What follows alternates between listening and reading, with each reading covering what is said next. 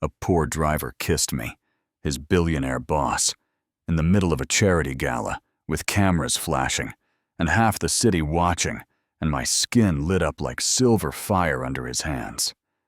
That one kiss almost ruined my family's empire, turned him into a villain online, and dragged my name through every gossip blog you can imagine. But if he hadn't done it, I honestly don't think I'd be alive right now to tell you this story. So yeah, this is not a cute romance. Meet cute. This is a story about a curse, a river, a deal I never agreed to, and a man who was supposed to just drive my car, and ended up driving me straight into the truth. My name is Serafina Adami. I'm the heiress of Adami Holdings, and for most of my life, people only knew me as a blurry picture at the edge of some article, the mysterious Adami heiress, who never shows up in public. From the outside, my life looked perfect. You know the type. A huge mansion in Lagos with golden gates, tall glass windows, guards, staff, all of that. People would slow down when they drove past, stare at the house, maybe whisper, "Who do you think lives there?" Inside, it was so quiet you could hear your own heartbeat echo. No laughter, no music, nobody yelling at the TV, no kids running around, nothing. The staff moved like ghosts, polite, efficient, almost afraid to speak above a certain volume. If you've ever been in a house that looks alive from outside, but feels like a museum inside, you know what I mean. My day started at 6 a.m. on the dot, every single morning. The smell of fresh linen and lemon oil, the curtains half drawn, the AC humming softly. Before I got out of bed, I'd just lie there and count my breaths. 2, 3, 4, like I had to prove to myself that my lungs still belonged to me. Sometimes my hands would shake under the covers. Not a big dramatic tremor, just this little reminder that something in my body wasn't right. Then came the pills. Blue ones to keep me calm. White ones to help me breathe when it felt like the air got stuck. Halfway yellow ones to make me sleep. When my thoughts refused to slow down at night, my doctor, Dr. Chris, would show up with his tablet check.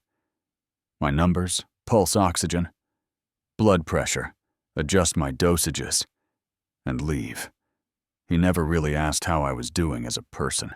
It was always any episodes, any new symptoms, like I was a walking chart. They called it a condition. Something rare. Something inherited.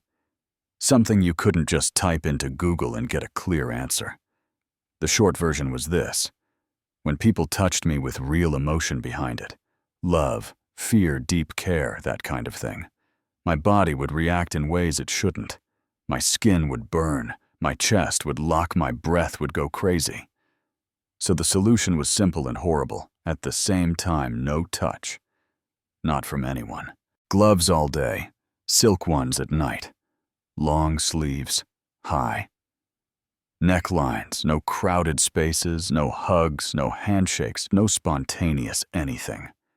If someone reached out too fast, every person in that room would panic like they just pointed a gun at me. I started feeling less like a woman and more like a fragile artifact nobody was allowed to get too close to. I wasn't always like that. When I was a kid, before things got really bad, my parents used to fill that house with noise. My father's laugh, my mother singing off-key in the kitchen. Staff gossiping in the corridor, music playing while they hosted these big charity dinners. On my 18th birthday, they called me from the car. "We're coming home early. We need to tell you something important." Something about the family, about you. They never made it. Their car crashed on 3rd Mainland Bridge that evening. The driver died instantly. My parents didn't even make it to the hospital. One phone call, and whatever truth they were bringing to me just died with them, disappeared into that water under the bridge. After that, the house went from quiet to frozen. The only person who stayed truly human with me was Auntie Rennie. She wasn't really my aunt, but she'd been in our house since before I was born. She'd held me as a baby, nursed me. When I got fevers, stood next to me at the funeral, and refused to leave when everyone else drifted away after the condolences. She always smelled like hibiscus, and cloves, wore her wrappers the same way every day, and had this way of looking at me that said, "I see you, not just your illness." But even with her, there were lines. She would bring me tea with honey, pull thick shawls around my shoulders when the cold winds came in, but she never hugged me unless she absolutely had to. There were too many rules, too much fear. That's what my life became, rules. No touching, no open windows, no loud music, no personal questions, no sudden movements, no delays. Everything was timed. Everything was scheduled. Everything was controlled. Staff were trained like soldiers. Drivers got replaced every time they slipped up or asked the wrong thing. I was safe and completely suffocated. Then one morning, the kind of morning that doesn't look special at all, until you look back, I was standing by the tall window in my study, watching Lagos move. Without me, cars honking, people rushing the city, alive and chaotic, and my phone buzzed. Auntie Rennie stepped in. "He's here," she said. Who, I asked. The new driver. Raymond. I didn't even look up at first. Drivers came and went. I just needed someone who could drive smoothly, follow the rules, and not make my life harder than it already was. But when I walked outside, I saw him standing there by the car. Back straight, suit clean, but clearly old shoes, polished, despite worn-out leather. "Good morning, Ma," he said, quiet, respectful eyes, not too bold, but not afraid either. I gave the smallest nod and slid into the back seat, gloves on, window up. Air cool and filtered. He adjusted the mirrors, started the engine, and drove out of the compound like he'd been doing this his whole life. No unnecessary chatter, no jokes, just steady focus on the road. At first, he was just another employee in a long list of people who moved through my life without really touching it. But he noticed things. He noticed how I sat straight in the back seat, never leaning, like even the car couldn't hold me completely. He noticed how I never rolled the window down even when everybody outside was sweating. At a red light, when a street hawker knocked too hard on my window trying to sell water, I flinched before I could stop myself, my fingers curling tighter on my lap. Raymond's hand moved calmly to the lock button. "It's all right, Ma," he said, voice low and steady as traffic. "Nothing will touch you here." 5 simple words, and my whole body started to calm down. No pill, no medical chart, just a voice that didn't panic when I did. He drove the way he spoke, calm. Precise, no sudden moves, no showing off. At traffic lights, I'd see him in the mirror, leaning back, just a little humming. Something I didn't recognize, a soft tune from another world. I didn't ask what it was. I didn't ask anything. But I listened. One afternoon, we drove past a woman selling oranges by the road. A skinny boy, maybe 8 or 9, was helping her carry a basket that was clearly too heavy for him. The sun was brutal that day. People's shirts stuck to their backs with sweat. Raymond rolled his window down. Halfway, reached into the small cooler by his seat and handed the boy a cold bottle of water. "Take," he said, "you're sweating too much." The boy froze, then grinned like someone had just seen him for the first time all day. "Thank you, sir." Raymond rolled the window back up and didn't say another word. I pretended not to pay attention, but my eyes were burning holes into the side of his face through that rear-view mirror. It was such a small thing, a bottle of water, but it did something to me. It poked at this part of me that had been asleep. That night, I stood by my study window again, watching the city lights flicker like restless stars. I thought about his voice in the traffic, the boy, and the bottle of water. the way my heart had calmed in the car without me having to swallow anything. Kindness used to feel dangerous to me, like if I let it in, something terrible would happen.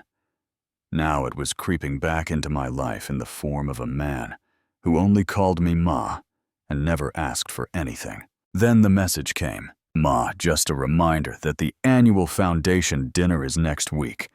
Your presence is necessary. Our biggest donor will be attending and has personally asked to meet you. That dinner used to be my parents' favorite night.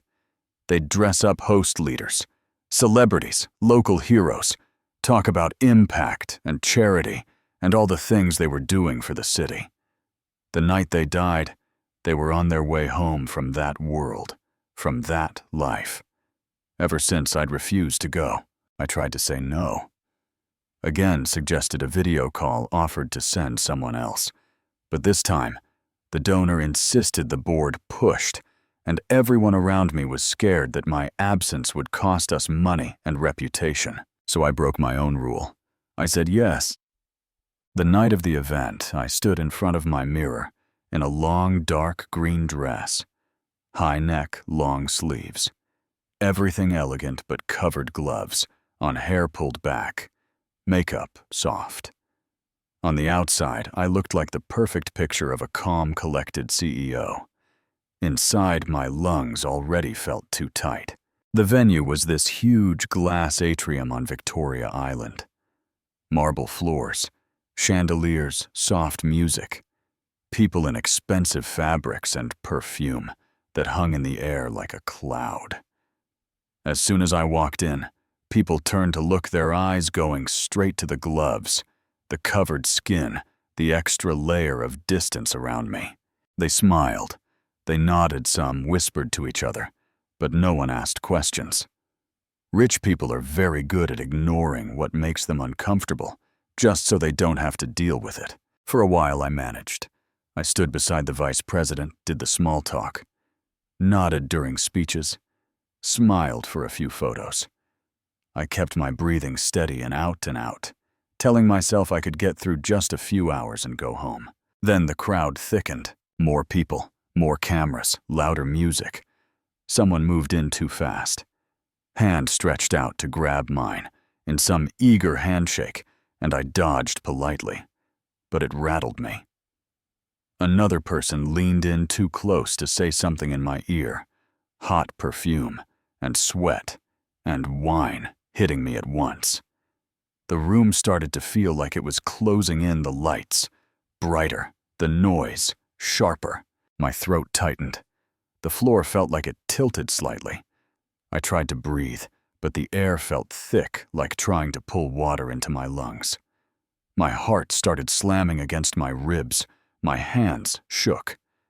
Panic attack right there in the middle of the perfect event my parents used to own. I took a step back then. Another trying to move toward the hallway, anywhere quieter. But people kept shifting around me. Faces blurred, voices stretching. Are you okay? Security. Someone call. I fumbled for my phone, somehow dialed Dr. Chris. I'm stuck in traffic, Ma, he said, was way too calm. I'll try to be there in 30 minutes. 30 minutes felt like 30 years in that moment. My vision tunneled, sounds warped, all the air in the room suddenly belonged to other people. I could feel my body sliding toward the same cliff. It had been pushed off so many times before, that place where everything shuts down, and there's nothing I can do to stop it. Then I felt a hand on my shoulder. Firm, warm, steady, Madame, a voice said. Look at me. Please, just look at me. Raymond. He'd been standing near the door where the drivers wait, watching from the shadows like he always did, ready to pull the car up whenever I needed to leave. I guess he saw my face and just decided he couldn't stand there and do nothing. He stepped into the chaos like it was just another Lagos traffic jam. He moved in front of me, blocking some of the crowd, hands coming up to gently hold my face. Thumbs near my jaw. Eyes locking onto mine like he was trying to drag me back into my own body. I'm right here, he said softly. Just me and you. Breathe with me. Okay. Ignore everything else. I tried. God, I tried. I focused on his eyes, his voice, the warmth of his hands. But my chest was still burning, my breath, still catching something inside me, cracking like glass under pressure. And then he did it. The thing no one was ever supposed to do. He kissed me, right there in front of donors and board members, and waiters and strangers with phones in their hands. This poor driver leaned in and kissed his billionaire boss. Time just snapped. The noise cut off like someone pulled a plug. I couldn't hear the music, the chatter, anything. Just the pressure of his mouth on mine, firm, but not rough, not greedy, not some romantic movie moment. More like a desperate act of first aid, like he was trying to ground me to something real. Air rushed back into my lungs so hard, it almost hurt. My heart stumbled, then found a rhythm again. My vision cleared just enough to see his face up close, eyes squeezed shut, like he was waiting to be struck by lightning. For a second it worked. For a second I felt like I was back in my body. Then my brain caught up. I yanked back like I'd touched a live wire. My fingers flew to my lips. My eyes searched the room while I was half stunned. Some pretending not to look, others very clearly staring. I couldn't process it. Couldn't process him. Couldn't process the fact that he'd broken the one rule that sat above all other rules in my life. I turned and walked out. Fast. I didn't speak to anyone. I went straight through the corridor, out of the building, into the parking lot, into the back seat of the car. Slammed the door, hands shaking so hard I could barely breathe again. Then I saw it. Under the dome light, my skin was glowing. Thin silver lines traced themselves along the backs of my hands, up my wrists, around my neck, like someone had painted rivers of light under my skin. And there was this sound in my ears, not the normal buzzing you get when you're stressed, but a soft, eerie hum, like wind moving through a hollow place. I pressed my hands to my ears. The sound didn't stop. Raymond got in, closed his door, turned to say something, froze. He stared at my hands, at my neck, at the faint light running through me. His eyes didn't flare with fear, like you'd expect. It was more like recognition, like he'd seen this before, just not on me. We just stared at each other for a few long seconds. "Drive," I whispered. "Please." He drove in silence. The glow faded slowly. The hum softened. My heart kept pounding. In the rearview mirror, I could see his eyes flicking back to me, then to the road, like he was trying to solve a puzzle he'd been handed years ago, and suddenly found the missing piece. Back at the mansion, the gates opened and closed like a fortress swallowing us. Auntie Rennie was already at the door.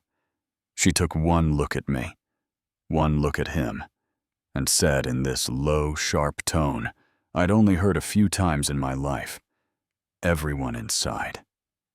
Now, staff scattered, doors shut, the outside world cut off. I went straight to the mirror above the fireplace, yanked off my gloves with shaking hands, and stared. The glow was almost gone, just faint shadows under the skin. My reflection looked like someone I didn't know anymore. "You shouldn't have touched me," I said quietly. Eyes still on myself. Raymond stood behind me. "Not too close, not too far." "I couldn't watch you collapse and do nothing," he said, steady but softer than usual. Before I could respond, Dr. Chris rushed in, hair slightly out of place, for once bag swinging. He checked my pulse, my eyes. My breathing saw the last traces of silver fading from my wrists, and exhaled like something he hoped would never happen had finally arrived. "We talked about this," he said, tone suddenly more cold than clinical. "Strong emotional contact triggers. Manifestations. It's dangerous. You must avoid any close physical contact, especially with strangers." He turned to Raymond, face hard. "From now on, no touching her, no stepping into her space, no unnecessary conversation. Is that clear?" Raymond nodded, but he didn't look at Dr. Chris. He looked at me, and I could see in his eyes that he knew this wasn't just about medical rules anymore. Then my aunt arrived. Madame Beatrice walked in like a storm, wrapped in lace heels, hitting the floor too loud for that quiet house phone in her hand. Eyes blazing. "What happened?" she demanded. "Why are people calling me? Why are there headlines saying you kissed someone at the gala?" I hadn't even processed it as a kiss yet. Not in that way. It felt more like some kind of emergency jumpstart. But the cameras didn't care about my nervous system. They cared about a rich woman being kissed by a mystery man. Beatrice grabbed my arm lightly. "Why did you leave?" "People saw they're already talking." "Give me your phone." Within minutes, she had all the staff lined up security collecting devices. Orders. Flying, no one speaks about tonight. No posts. No messages. No jokes. You sign NDAs if you have to. I don't want to whisper leaving this house. She turned her phone to me. A gossip blog headline flashed on the screen, a blurry shot of Raymond holding my face, our mouths almost touching. Adami Harris. Caught kissing handsome. Mystery man. Who is he? My stomach dropped. Raymond stared at the floor, jaw tight. "They think you ran off with some driver," she hissed. "They think this is some scandal, some secret affair. Do you know what this does to our name? Do you think that's fair? A man keeps a woman from collapsing, and suddenly he's a homewrecker, a gold digger, a villain." Later, when the house finally emptied out, the shouting stopped. The doctor left, and even Beatrice gave up on yelling. I stood alone in the hallway outside my parents' bedroom. That door had been closed since the day they died. I always walked past it, fast eyes forward, like the whole room was a cliff edge. That night I stopped. My hand shook as I reached for the key hidden in the drawer of my nightstand, but I turned it in the lock anyway, opened the door, stepped inside. The air smelled faintly like my father's cologne and my mother's perfume. Stale, but still there. Like time had just been sitting quietly in the corners. Their bed was made, their scarves, their books, their little habits frozen in place. At the foot of the bed was my father's old wooden trunk. I knelt, opened it, and started going through papers, contracts, old letters, photos. At the very bottom, there was a worn leather journal. Most of it was business meetings, notes, numbers, just like you'd expect from a man like him.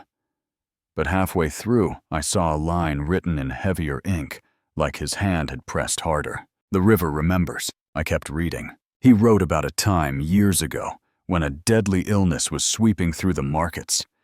People dying, hospitals, overwhelmed the city on its knees. He wrote about driving out to a village by a river, meeting a man called Baba Oke, making a deal in secret. He never spelled out the entire bargain, of course, but he wrote just enough. He begged the river spirit to save the land, the people, the markets, the company, and promised something in return that only a spirit could hold. Then came the sentence that took the air out of my lungs. "The first daughter's breath will carry the price." My breath, all those years of condition, all those blue and white and yellow pills, all that talk about rare genetics and strange reactions.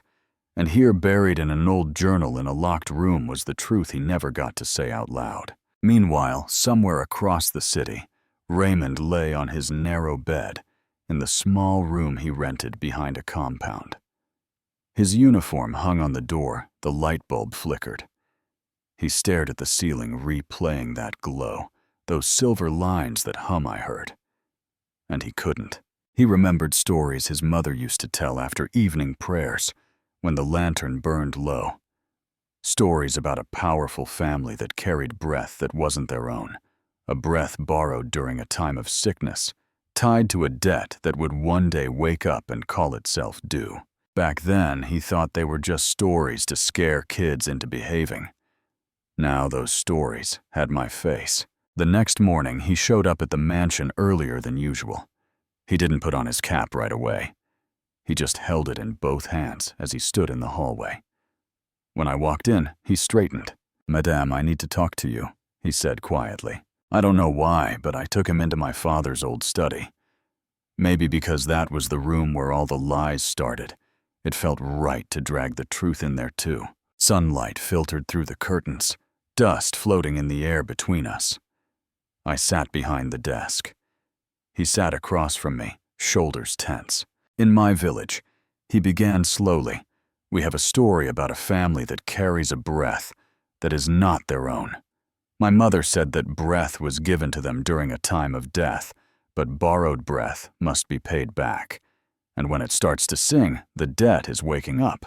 I opened the journal and turned it so he could see. I showed him the words. "The river remembers" told him about the sickness, about Baba Oke, about the line where my father basically signed my lungs away to save his world. Raymond read it, eyes moving fast. Then he looked up, his whole face changing. "That's the same name my mother used," he said. "Baba Oke, the keeper by the river." In that moment, we both realized my condition was not just medical. It was a curse tied to a deal my father made with a spirit in the river, and his family, Raymond's family, somehow sat on the other side of it as keepers of the story. Right there, sitting in that dusty study, I had to decide, was I going to keep hiding behind pills and rules and secrets, or was I finally going to walk into that story and demand answers? Before I could even form the plan in my head, Beatrice came in hot again. This time with something worse than just gossip. "The rumors are getting worse," she said, dropping her bag on the table. "They think you're having some secret affair with a driver. They think you ran off with him. The blogs are having a field day." She straightened her jacket, took a deep breath, and said, "We're going to fix this. We announce your engagement to Say." I blinked. "Say, my cousin. He's respectable," she said. "Trusted from the family. It will calm everyone down, make the kiss look like a stupid misunderstanding, take attention off that driver, and put it back on the good old Adami name." I just stared at her. "Auntie," I said slowly, "no." She looked like I'd slapped her. "You want to ruin everything.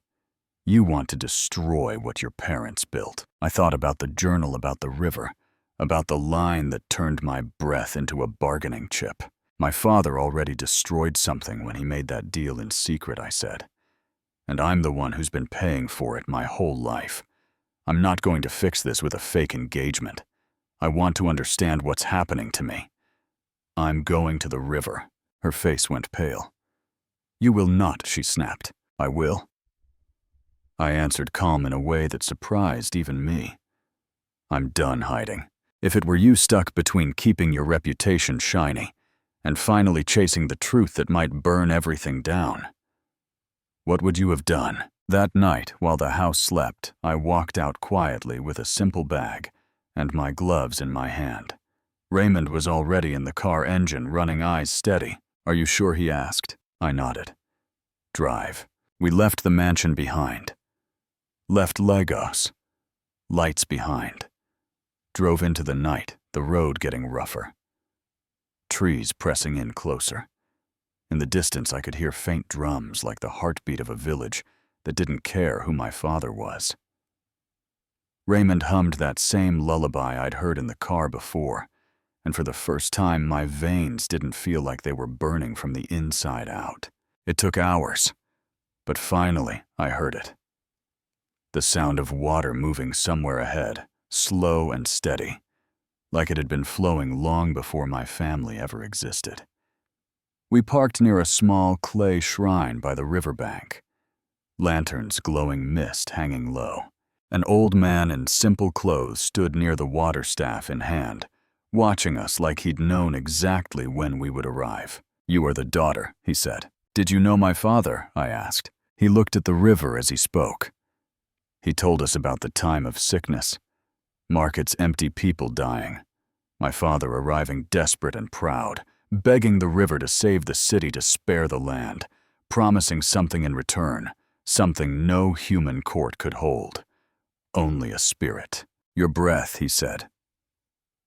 Looking at me, "not your body, not your soul, but your breath, your inner life, passed to you through blood. So I was never really sick, I whispered. Not exactly. Not in the way your doctor thinks. He replied gently. Your illness is a bond, a thread tied to a promise made out of fear and greed. The river speaks again now because the time has come to balance that promise. Raymond stepped forward.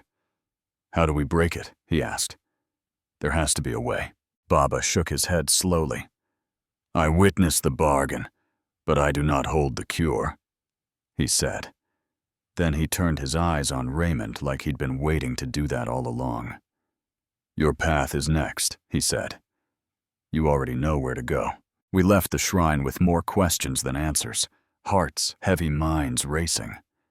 As we drove away, the sky started to soften from black to gray. After a while, Raymond turned off the main road onto a smaller path. Where are we going? I asked. To my mother, he replied. She's been waiting for this day longer than we have. A few hours later, we pulled into a small compound outside a quiet village. Chickens walked across the yard. A goat chewed on something that definitely wasn't food. Kids shouted in the distance. A woman stood in front of a simple house, tying her wrapper eyes sharp and knowing. You brought her, she said to Raymond, not as a question. Yes, Mama, he said, we need your help. Inside, the air was warm, with the smell of herbs and boiled leaves. We sat on wooden chairs, steam rising from a pot in the corner. We told her everything, the kiss, the glowing skin, the journal, the river Baba Oke, all of it. When we finished, she sat back, folded her hands in her lap, and nodded slowly. I was hoping this day would not come in my lifetime, she said. But the river always remembers. She turned to me. Your father came to the river for mercy, she said. The spirit listened and tied the cost to two bloodlines, his and mine. Yours would carry the breath, mine would carry the key.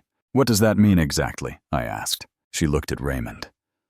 My family were chosen as keepers, she said. Not to control you, but to hold the knowledge to know when the debt was waking, to guide the one who carried the price. That's why my son was pulled into your life, whether he knew it or not. I thought back to the kiss, the glow, the hum that no one else heard but him, somehow understood.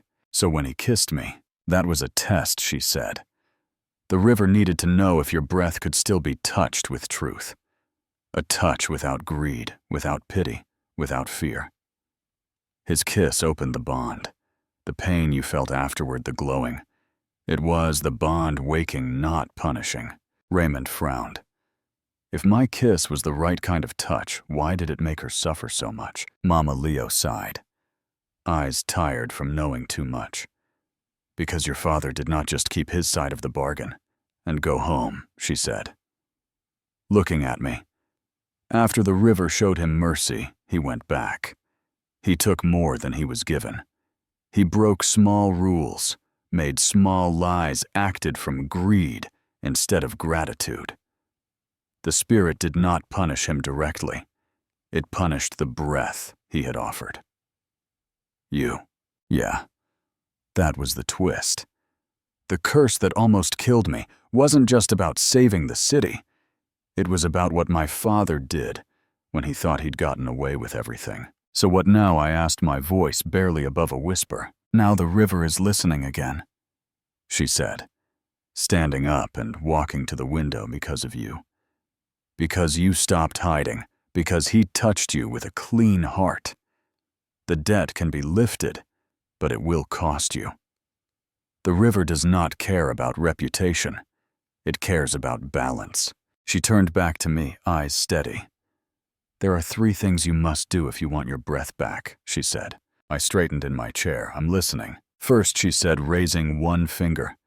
You must serve life, not your image. There is a small clinic near the river, broken, forgotten, struggling. Go there. Help them. No cameras, no news articles, no Adami banners. Just real work. I nodded slowly. Second, she said, raising another finger, you must return what was taken. Your father took land from families in this region, hid it in papers and shell companies. You must give it back. Fully. No tricks. My chest got tight. I didn't even know I whispered. The river did, she said softly. And third, she said, holding up a third finger, you must speak the truth where the lie began. Go back to the river and tell the world what was done in secret. Admit the bargain, the cost, the harm. The river is not only asking for land and money, it wants truth. I sat there with my gloves in my lap, feeling the weight of an entire empire on my shoulders, and a river spirit somewhere waiting for my answer. One path meant going home, hiding behind doctors and pills and PR statements, letting people spin their own version of me until I died quietly one day. The other path meant walking straight into the fire, risking everything. Maybe losing the company. Maybe losing the name that had kept a roof over so many people's heads. What would you have done in my place? Protect the name or free your breath. I took a long, shaky breath that somehow felt more mine than any breath before it. I'll do it. I said all of it. Raymond exhaled like he'd been holding his breath for months. We'll do it, he said. You're not doing this alone. And he meant it. I could hear it not just in his words, but in the way his shoulders relaxed, like he'd finally stepped into the role he was born for, even if he never asked for it. Stick around because what happened next turned my whole life upside down. And honestly, it might change the way you look at power money and the word blessing. We went back to the river region quietly. No press releases, no grand entrances. I started working at the clinic.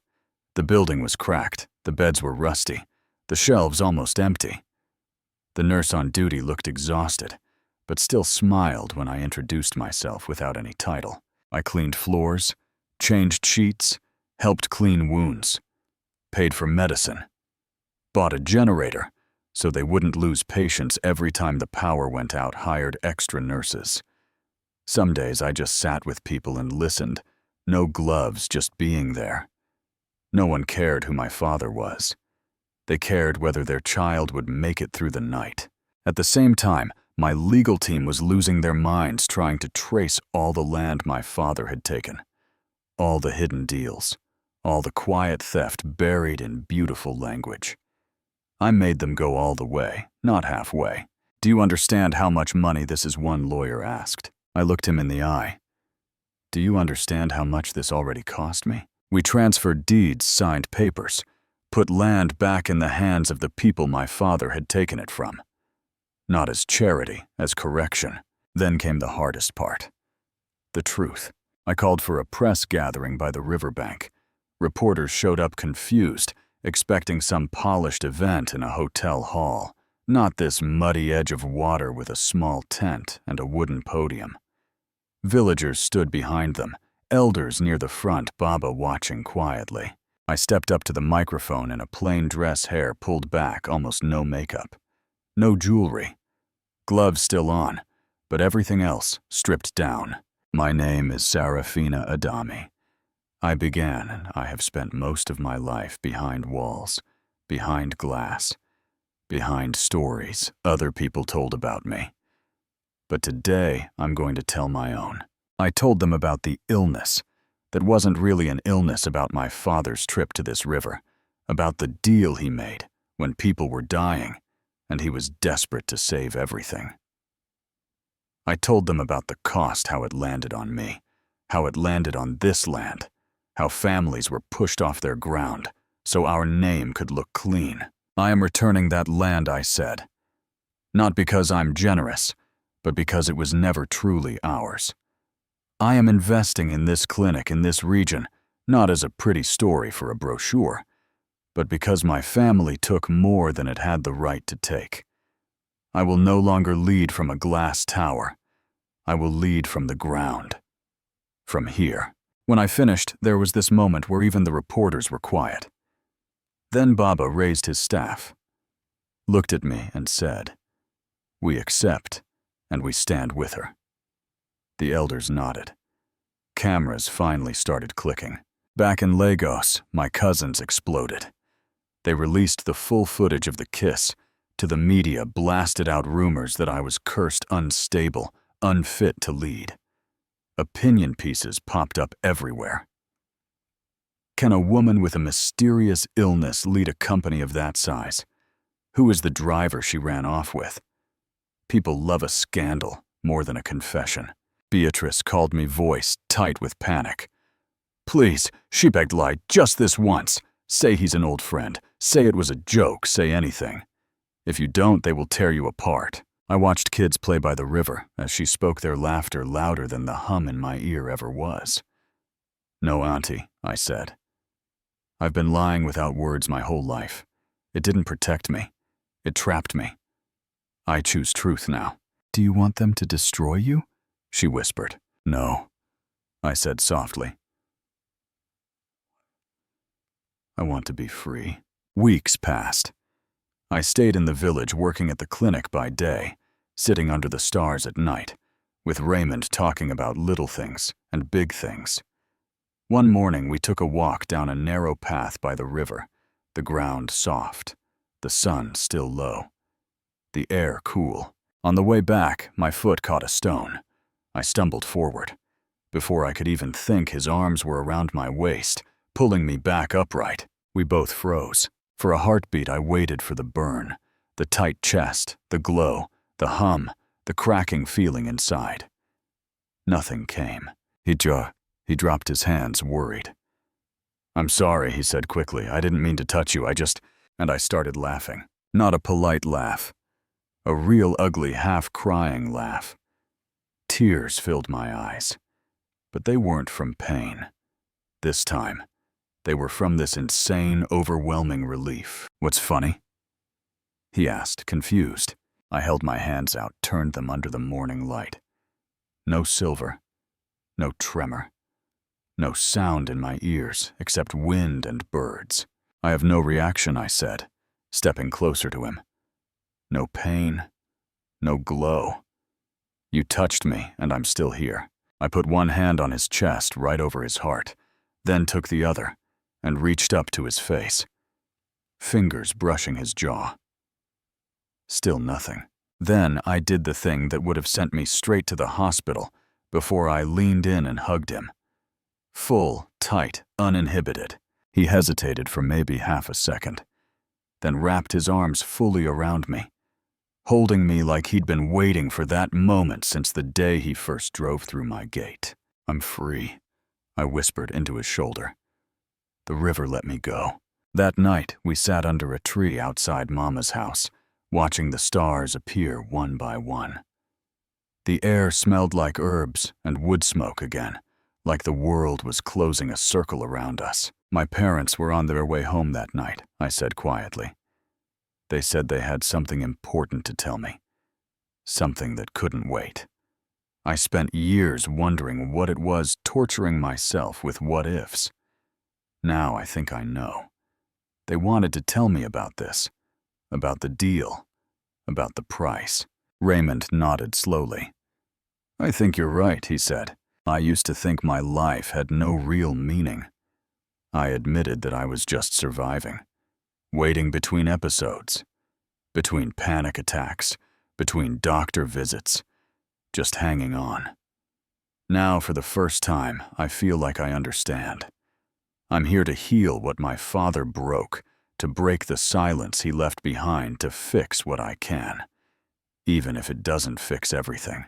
We sat in the quiet. Then he turned to me. Sarah, he said, a voice a little rough. I've tried so hard not to cross lines, not to overstep, but I need to say this. I've never met anyone like you. You carry pain, but you don't let it turn you bitter. You choose truth when lies would be so much easier. And when I'm near you, I feel peace. Real peace. I didn't answer with words. I just leaned in and kissed him, this time on my own terms. Soft, sure, not panicked, not desperate. Just two people choosing each other without curses or debts or fear hanging over our heads. Mama watched us from the doorway for a moment, smiling quietly to herself, then turned and went back inside. She'd seen this coming a long time ago. Eventually, I had to go home. Back in Lagos, the mansion looked different when we pulled in. Or maybe it was just me. Auntie Rennie stood at the gate waiting. When I stepped out of the car, she stared for a second, then walked up slowly. "You look different," she said, eyes searching my face. "I feel different," I said, and then I did something I hadn't done in years. Without fear, I opened my arms. She didn't hesitate. She hugged me tight, and I hugged her back. No gloves, no rules, no panic. "Welcome home," she whispered. Home had problems waiting, though. My cousins had called a secret board meeting to vote me out as chairwoman.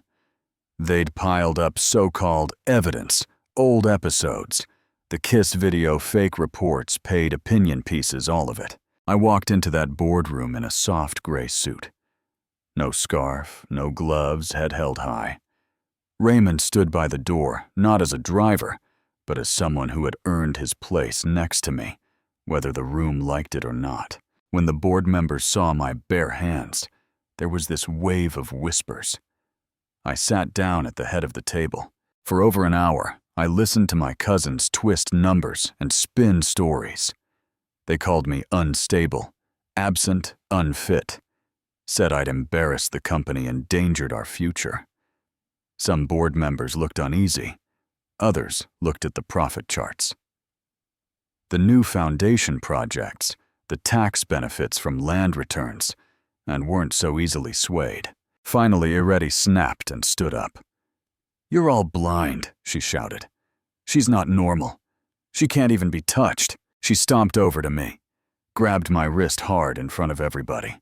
Nothing happened. No glow, no gasp, no collapse. Her eyes went wide. She squeezed harder like she could force a reaction. Still nothing. Say rushed over, slapped a hand on my shoulder. "She's faking it," he yelled. I stood up slowly, calm washing over me like cool water. "I've carried a cost my whole life," I said softly. "A cost I never agreed to pay. That debt is paid now. My breath is mine." The room was silent. The board voted. My cousins lost. Security escorted them out of faces. Gray shoulders tight no more. Swagger. Beatrice came to the mansion later. Not in a whirlwind this time, but quiet, careful. We sat in the sunroom, light pouring in from big windows that we didn't bother hiding behind curtains anymore. "I owe you an apology," she said. "I thought I was protecting the family. I protected the name more than I protected you. I was wrong. I understand," I said gently, but the truth had to come out. We were all living inside a lie we didn't choose just because it was comfortable. Investigations into my cousins uncovered fraud, embezzlement, all the dirty tricks they'd used for years. The funds they stole got redirected to the Riverside Clinic and the new school project. Land that was taken under the Adami name was fully returned. The foundation actually became what it claimed to be. Auntie Rennie started a small food bank. Mama's herbs were used in the clinic. Village elders got a permanent voice in decisions. The school by the river opened, kids carrying books through the gates, laughing in a place that used to be just a line on a map my father signed off on. One evening, I stood on the balcony of my office looking out over the lagoon, the sun dipping low, the water glowing. Raymond walked up quietly and stood next to me. I leaned into him like it was the most natural thing in the world. "I used to think I was cursed," I said, "that I was some kind of walking punishment." He shook his head. "You weren't cursed," he said softly. "You were carrying someone else's fear, someone else's bargain. Maybe the real curse was the silence," I said. "The lies, the pretending. Once we broke that, everything else started to untangle. You turned it into something beautiful," he said. We stood there watching the light on the water, breathing the same air, and for once I wasn't counting my breaths. I was just living them. Power without mercy is drought. Breath without truth is smoke. My family learned both the hard way. But when compassion kissed courage, literally, the river released its debt. So now I want to ask you, if you found out your comfort, your success, your family name was built on someone else's suffering, someone else's land, someone else's story, what would you do? Would you protect the name and say, well, it's not my fault? Or would you risk everything to set it right? Do you think what my father did is forgivable? Or do you think some lines once crossed mark a family forever? And what about the driver who kissed his boss in front of everyone? Do you see him as a hero, a fool, or something in between? If it were you in my place, standing at that river, standing in that boardroom, what would you have done? I really want to know. So if this story hit you in any way, if it made you angry or hopeful, or made you look at your own family differently, tell me in the comments. Do you think truth is worth that kind of price? Have you ever had to clean up a mess you didn't create or carry the weight of someone else's choices? Share your story below. Argue with me, agree with me, challenge me. And if you want to hear more stories like this, messy, real complicated, not cleaned up for a fairy tale ending, make sure you like this video, subscribe, and share it with someone who needs to hear that it is never too late to reclaim your own breath.